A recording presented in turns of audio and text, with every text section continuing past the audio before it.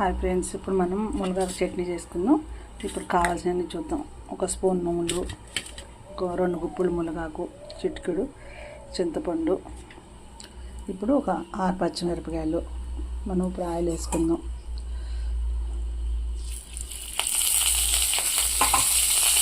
ఇప్పుడు మనం కొంచెం ఒక స్పూన్ నూనె వేసుకుందాం. కొంచెం వేగాక మేము ఇప్పుడు మునగాకు వేసేసుకున్నాం.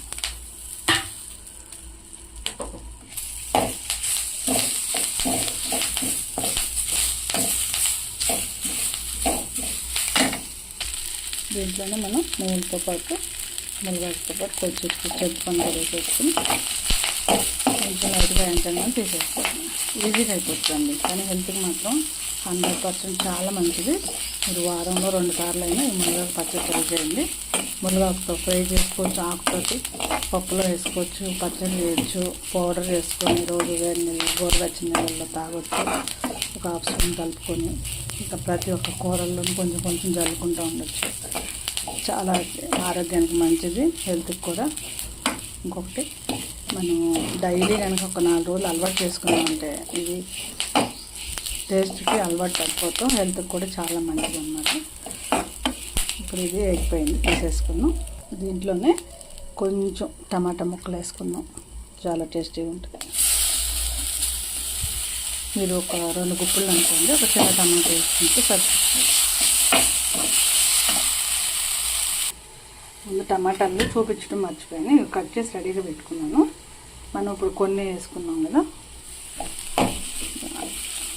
ఒకసారి ఒక 1 మినిట్ ఇట్లా వేడికి సరిపోతుంది. ఊరికే మగ్గిపోతే దానికి తగినంత సాల్ట్, ఎల్లుల్లిపాయ, జీలకర్ర వేసుకొని మనం చట్నీ చేసేసుకున్నాం. ఇప్పుడు మనం మిక్సీ గిన్నె తీసేసుకున్నాం. ఇప్పుడు ఎల్లుల్లిపాయ, జీలకర్ర సరిపడా ఉప్పు వేసుకున్నాం. ఇప్పుడు మనం తాలింపు వేసుకుందాం.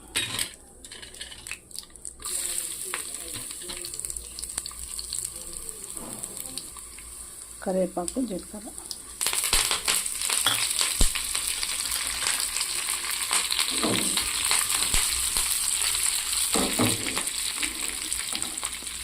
తాలింపు రెడీ అయిపోయింది. పచ్చడి రెడీ అయిపోయింది. మునగాకు చట్నీ మనం టేస్ట్ చూద్దాం. నువ్వులు మునగాకు కాంబినేషన్ చాలా టేస్టీగా ఉంది. తప్పకుండా ట్రై చేయండి. వీడియో నచ్చితే లైక్ చేయండి. టేస్ట్ ఎలా ఉందో కామెంట్ చేయండి.